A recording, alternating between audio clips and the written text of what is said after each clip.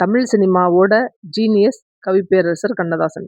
அவரோட பாடலையே ஒரு இசையமைப்பாளர் திருத்தியிருக்காரு. அந்த இசையமைப்பாளரை பற்றி தான் இன்னைக்கு வீடியோவில் பார்க்க போகிறோம்.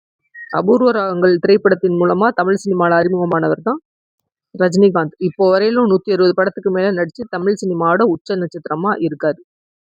ரஜினிகாந்த் நடிக்கிறதுல சென்டிமெண்ட், ஆக்ஷன் அப்படின்னு பல காட்சிகள் இடம்பெற்றிருந்தாலும் ரசிகர்கள் என்னமோ விரும்பி பார்க்கறது படத்துக்கு படம் இருக்க ரஜினிகாந்தோட ஸ்டைல தான்.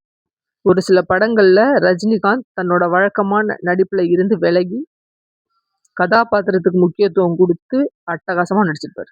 அதுக்கு உதாரணமா இயக்குனர் மகேந்திரன் இயக்குன முள்ளும் மலரும் படம் ரஜினிக்குள்ள இருக்க கைதேர்ந்த நடிகரை வெளில கொண்டு வந்த ஒரு சிறந்த படம் அப்படின்னு சொல்லலாம்.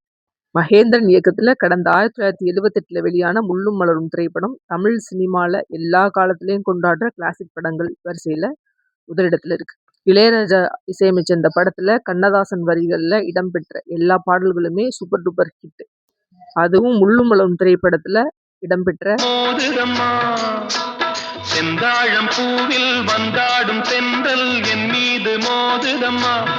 இந்த பாடல் பெரிய ஹிட் ஆகி பட்டி தொட்டி எல்லாம் ஒழிச்சிச்சு அப்படின்னு சொல்லலாம். கண்ணதாசன் எழுதின இந்த பாட்டுல இசையமைப்பாளர் கங்கை அமரன் சின்ன திருத்தம் பண்ணார். கவிப்பேரரசர் கண்ணதாசன் இந்த பாடலோட முதல் வரியா செந்தாழம் பூவில் உட்காரும் தென்றல் என் மீது மோதுதம்மா அப்படின்னு தான் எழுதினார். ஆனா ஸ்டூடியோல இந்த பாடலை ரீரெக்கார்டிங் பண்ணும் பொழுது கங்கை அமரன் பாட்டை படிச்சுட்டு செந்தாழம் பூவில் உட்காரும் தென்றல் அப்படிங்கிறதுக்கு பதிலாக வந்தாடும் தென்றல் அப்படின்னு போட்டா என்ன அப்படின்னு சொல்லி கண்ணதாசன்கிட்ட கேட்கிறாரு.